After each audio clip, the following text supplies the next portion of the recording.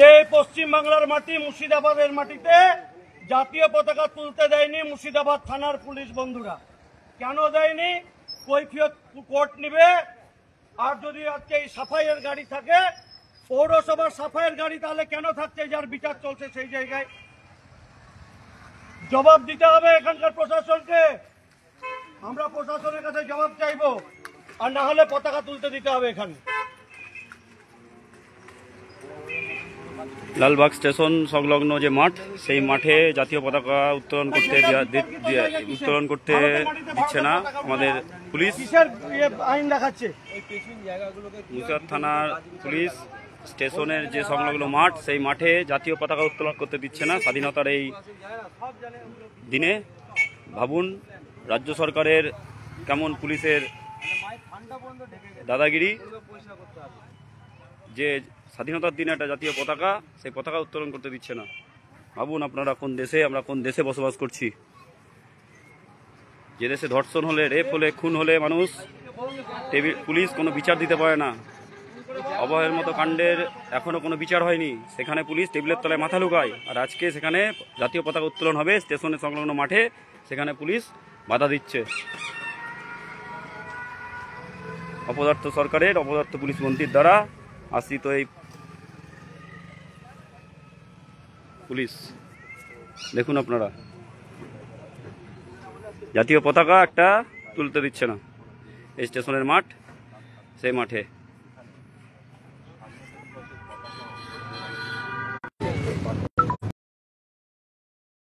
পতাকা যেখানে উঠবে না, এটা যদি পাকিস্তানের মাটি নাকি যে দেশের পতাকা উঠবে না? এটা এখানে ওই পাকিস্তান হিন্দুস্তান বলে কথা না, এখানে ঠিক আছে, ইনজাংশন হলো তবে গাড়িগুলো থাকতে হবে। গাড়ি আমরা প্রতিদিন এখন আমি অভিযোগ জানাচ্ছি, তাই সরাচ্ছে। কিন্তু আপনাদের উচিত তো ছিল আগে থেকে বলা। আপনারা বললেন আমরা দেখুন, এটা পৌরসভা তো একটা অটোনোমাস বডি, তারা অটোনোমাস বডি, তারা আমরা বলে দিচ্ছি তারা সরিয়ে নেবে। অটোনোমাস বডি হোক, যে আমার বক্তব্য, আপনি বললেন আমি ব্যবস্থা নিয়ে দেশের মাটিতে পতাকা উঠবে না। ঠিক আছে, আপনি বললেন আমি ব্যবস্থা নিই। দেশের মাটিতে পতাকা উঠবে না, অদ্ভুত আইন।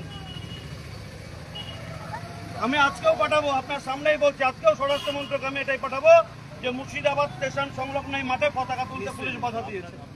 অবশ্যই আমি বলবো, পাঠাবো আজকে।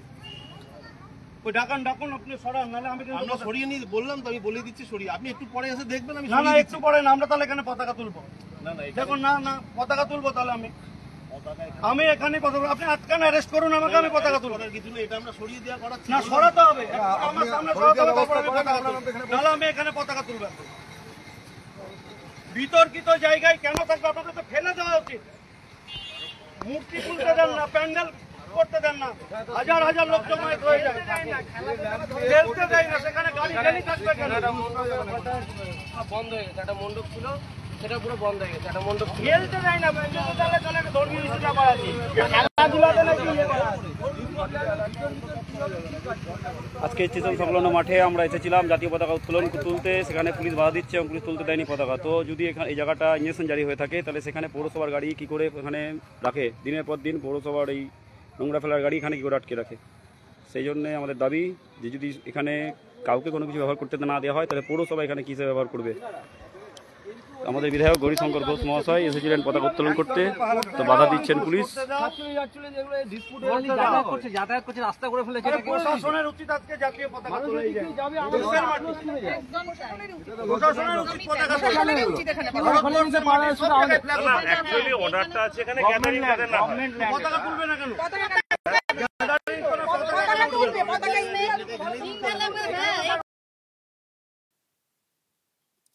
দর্শক দেখলেন মুর্শিদাবাদ, ওখানে রেল স্টেশনের কাছে একটা এরকম জায়গা যেখানে জাতীয় পতাকা আজকের দিনে তুলতে গিয়েছিলেন ওখানকার যিনি এমএলএ রয়েছেন, বিজেপি নেতা গৌরীশঙ্কর ঘোষ, কিন্তু পতাকা তুলতে দেওয়া হয়নি। পুলিশের তরফ থেকে আপত্তি করা হয়, যে বলা হয় যে না, এখানে করা যাবে না, এখানে ইনজাংশন আছে, যেটাকে আগে বলা হতো 144, তো ওই রকম লাগু রয়েছে, তো এখানে এইসব করা যাবে না। তো তখন বলা হয় যে আজকে 15ই আগস্ট, যেখানে খুশি তো জাতীয় পতাকা তোলা যায়, তো কেন হবে না?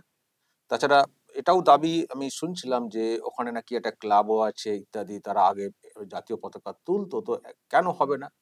এবং ওটা নাকি সরকারি জায়গা সেটাও বলছেন। তো সেখানে কেন জাতীয় পতাকা তুলতে দেওয়া হবে না? জাতীয় পতাকা উঠবে যেখানে খুশি তোলা যাবে আজকের দিনে, তো সেখানে পুলিশ এসে কেন এইভাবে আটকাবে? রাস্তাঘাটে, পাঁচিলে যেখানে খুশি তো এক সাইডে দাঁড়িয়ে পতাকা তোলা যায়। তো পতাকা তুলতে এত বাধাটা কিসের? মানে কোন জায়গাতে আমরা রয়েছি? এটা কি ভারত?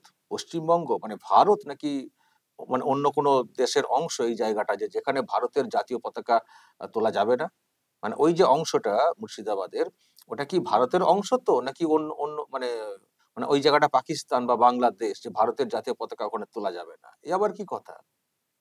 কিন্তু মানে তারা বারবার এই নিয়ে কথা বললেও, যেটা খবর দর্শক, শেষ পর্যন্ত মানে বিধায়ক গৌরীশঙ্কর ঘোষ তিনি কিন্তু জাতীয় পতাকা ওই মাঠে তুলতে পারেননি। প্রিয় দর্শক, আমি শফিকুল ইসলাম এবং আপনারা দেখছেন আরামবাগ টিভি। পুলিশের কেন আপত্তি?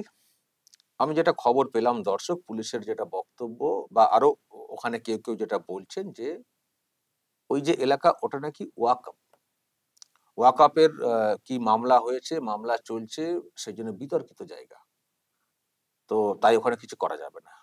তো তাতেও প্রশ্ন, ওয়াকফ হোক আর সরকারি হোক, আর যে ফাঁকা জায়গা আছে, লোকরা ভেবেছেন যে একটা জাতীয় পতাকা তুলবো আজকের দিনে, জাতীয় পতাকা একটা খুঁটিতে উঠবে, ওটা কি দখল হয়ে যাবে নাকি? জাতীয় পতাকা তুলতে সমস্যা কোথায়? ওয়াকফ প্রপার্টি বলে কি সেখানে ভারতের জাতীয় পতাকা উঠতে পারে না?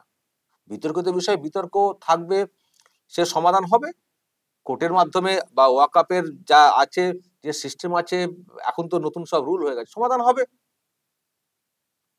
মানে জাতীয় পতাকা তো মানে মন্দির মসজিদের গায়েও তো তোলা যায়।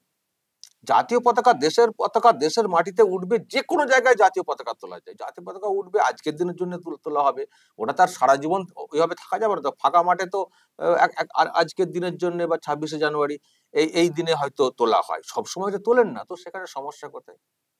যে না, করা যাবে না, বিতর্কিত মানে 163 জারি আছে, সুতরাং এইসব করা যাবে না, এইসব করা যাবে না। তাই প্রশ্ন তুলছিলেন এমএলএ বা যারা ছিলেন, ওনারা যারা গিয়েছিলেন, যে বলা হচ্ছে এদিকে বিতর্কিত জায়গা, এখানে কিছু করা যাবে না, অথচ সব পুরসভার গাড়ি টাড়ি সব ওখানে রাখা রয়েছে, তারা এটাকে ইউজ করছে, গাড়ি আর সব সরকারি গাড়ি, নানান সব গাড়ি টাড়ি ওখানে থাকছে। তাহলে যদি বলা হয় যে বিতর্কিত জায়গায় কিছু করা যাবে না, তাহলে পুরসভা কেন এটাকে ইউজ করছে? তো পুরসভা বা পুলিশ যদি ইউজ করে কোনো জায়গা, তার মানে সরকার যেটাকে ইউজ করতে পারছে, তো সেখানে একটা জাতীয় পতাকা তোলা যাবে না? এটা আবার কি করে হয়? এই রিজিড মনোভাবটা কিসের জন্য? কিসের ভয়? কিসের আতঙ্ক পুলিশের, প্রশাসনের, যে ওখানে জাতীয় পতাকা তুললে সমস্যা হয়ে যাবে? জাতীয় পতাকা উঠবে, জাতীয় পতাকা যখন তোলা হয় সকলে তো সেখানে সামিল হওয়ার কথা, সে পুলিশের লোক বলুন, যাই বলুন, সবার সামিল হওয়ার কথা। সেখানে এত আপত্তি, বুক চিতিয়ে ঘিরে ঘিরে দাঁড়াচ্ছে, জাতীয় পতাকা তোলা যাবে না, বিতর্কিত জায়গা। আরে বিতর্কিত হোক আর যাই হোক, জায়গাটা তো ভারতের, এটা তো অস্বীকার করা যাবে না। বিতর্ক বিতর্ক তো হচ্ছে যে মানে কারা কাদের দখলে, কাদের অধিকারে, কিন্তু জায়গাটা তো ভারতের, নাকি সেটা নিয়ে বিতর্ক রয়েছে? মানে ওই যে জায়গাটা, সেটা নিয়ে কি কোনো কেস টেস চলছে ইন্টারন্যাশনাল? মানে পাকিস্তানের না বাংলাদেশের না ভারতের, এটা নিয়ে কোনো কেস চলছে, সেই জন্য তোলা যাবে না? তা না হলে আবার ভারতের অন্দরে থাকা জায়গা, সে যে মালিকানা যার হোক না কেন, জাতীয় পতাকা তোলা যাবে না? তোলা হতো, যা হওয়ার মিটিয়ে যেত, তারপর পুলিশ যাবার করতো, বা যাদের ওই মামলা হচ্ছে মামলা সেই মতো করে চলতো, সেই মতো করে চলতো। যারা মামলা করেছেন তারাই বা কিছু ওখানে কি ঘিরে রেখে দিয়েছেন? তো এমনিতে ওপেন তো রয়েছে, বিতর্কিত জায়গা, ফাঁকা জায়গা, সেখানে আজকের দিনে একটা আবেগ আছে জাতীয় পতাকা তোলার, তো তুলতে সমস্যা কোথায়? এত আপত্তিটা কেন? এটা খুব দৃষ্টিকটু লাগছে। মানে এই ভিডিও যদি আশপাশের দেশের লোকেরা দেখেন, তারা কি ভাববেন বলুন তো? এবং খুব মজাও পাবেন, যে দেখো ভারতের মধ্যে মানে জাতীয় পতাকা তোলা তোলা হবে, সেখানে ল্যান্ড ডিসপিউট দেখিয়ে, ওয়াকফ নাকি অমক সরকারি দেখিয়ে, সেটাতে জাতীয় পতাকা তুলতে দেওয়া হয়নি। দেখো দেশটা কেমন, লোকে হাসবে তো, হাসবে তো। এই যে বাংলায় তো খবর আমরা বলি, বাংলাদেশের লোকেরা তো ওটাকে দেখেন, তো কি বলবেন, যেমন একটা দেশ, সেখানে দেখো কেমন, তারা মজা পাবেন, মজা পাবেন, দেখো ভারতে কেমন হচ্ছে, এই পশ্চিমবঙ্গে কেমন হচ্ছে, ভারতের পতাকা তো তোলা যাচ্ছে না, ওয়াকফ প্রপার্টি বা এইসব বলার কারণে। তো খুব মানে বিষয়টা খুব দৃষ্টিকটু, এক কথায় বলবো, খুবই বিতর্কের একটা ব্যাপার, যে জাতীয় পতাকা তুলতে বাধা দেওয়া হয়েছে এবং শেষ পর্যন্ত তুলতে পারেননি, যেটা খবর। উল্টো দিকে তারা আবার জাতীয় পতাকা তোলেন, যারা ওখানে তুলতে গিয়েছিলেন, পালন করেছেন দিনটাকে, কিন্তু উল্টো দিকে বাধ্য হয়ে। কেন হবে এই পরিস্থিতি? দর্শক, এই নিয়ে কিন্তু অনেকেই প্রশ্ন তুলছেন। দর্শক, বলবেন আপনারা, আপনাদের যদি এই নিয়ে কিছু বলার থাকে অবশ্যই বলবেন এবং নজর রাখবেন আরামবাগ টিভিতে।